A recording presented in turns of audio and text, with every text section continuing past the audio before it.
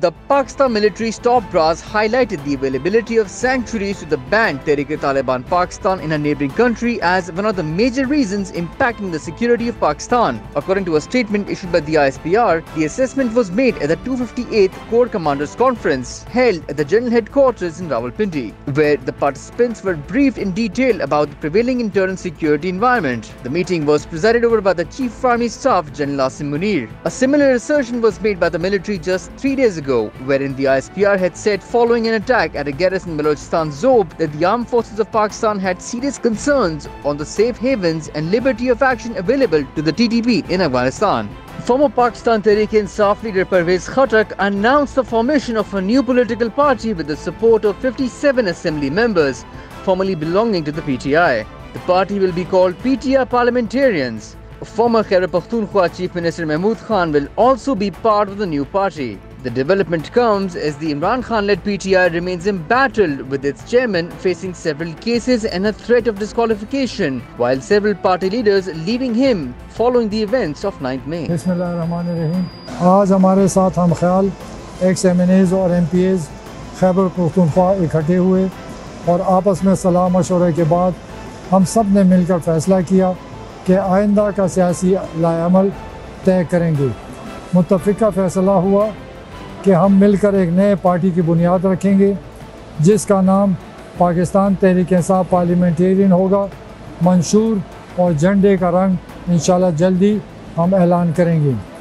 हमारा फ़ैसला पाकिस्तान के मफाद में होगा। मैंने और महमूद ख़ान ने इस सूबे में 2 दफ़ा हुकूमत की। हमारी टीम ने मिलकर इस सूबे की खिदमत की और उसको हमने साबित किया।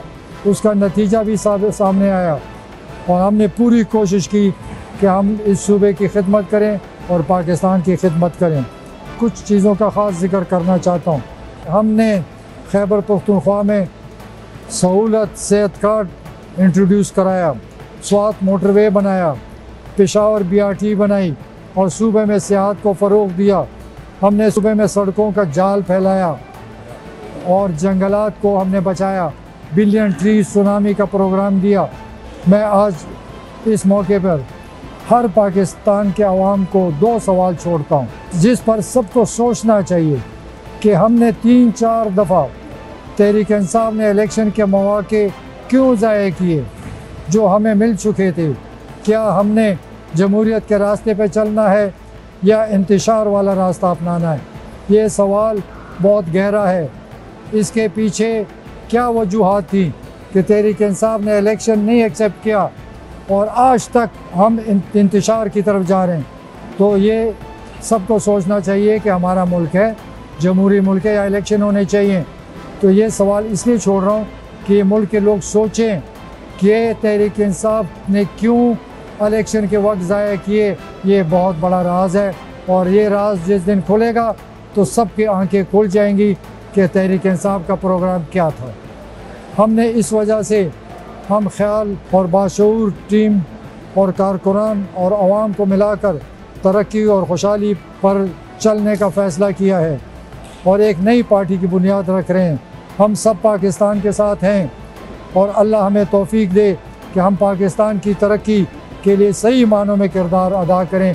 पाकिस्तान जिंदाबाद। Terming violence against military and defense installations a direct attack against the national security of Pakistan, the federal government pleaded with the Supreme Court to dismiss petitions challenging the military trial of 9th May suspects. Following the 9th May mayhem in which several government buildings and army installations were vandalized, the government announced that those involved in the incidents would be tried in military courts. The petitions in question were filed by ex-Chief Justice Jawad S. Khwaja, Ittizaz Ehsan, Karamat Ali and the PTI chief. During a previous hearing, the Attorney General of Pakistan, Mansoor Usman Awan, had told the Apex Court that 102 civilians arrested from various parts of the country in the wake of the 9th May violence were in the military's custody.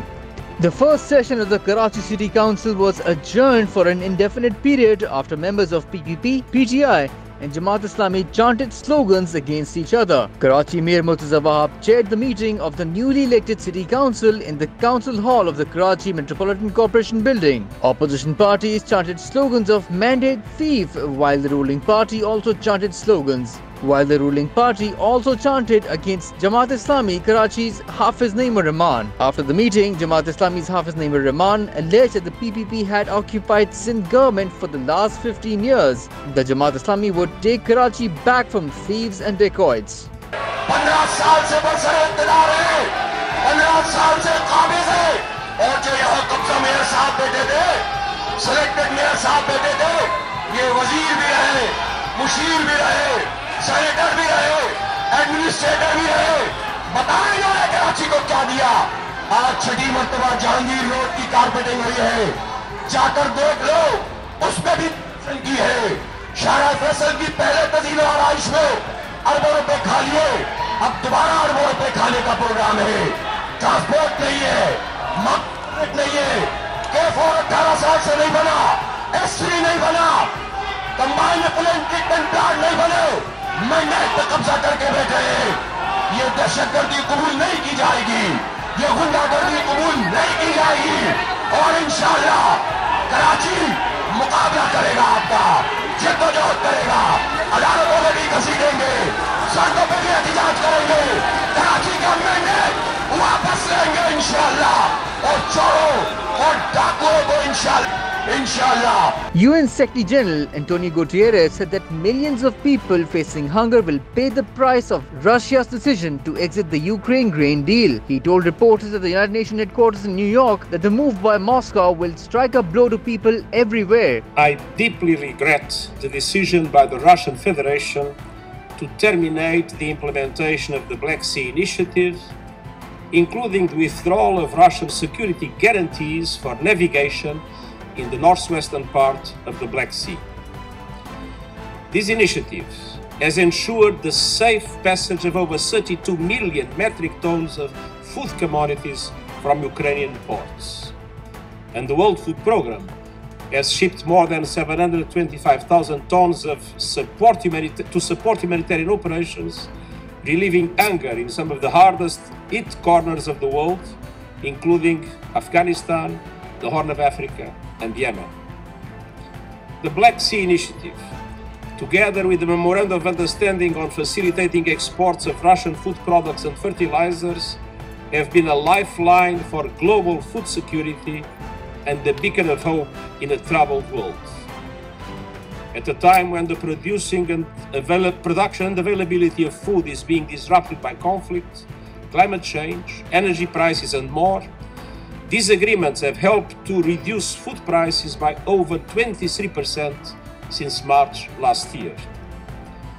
With the decision to terminate the Black Sea Initiative, the Russian Federation also terminated its commitment to, and I quote, facilitate the unimpeded export of food, sunflower oil and fertilizers from Ukrainian-controlled Black Sea ports, end of quote, as expressed in paragraph 1 of the Memorandum of Understanding between the Russian Federation and the United Nations.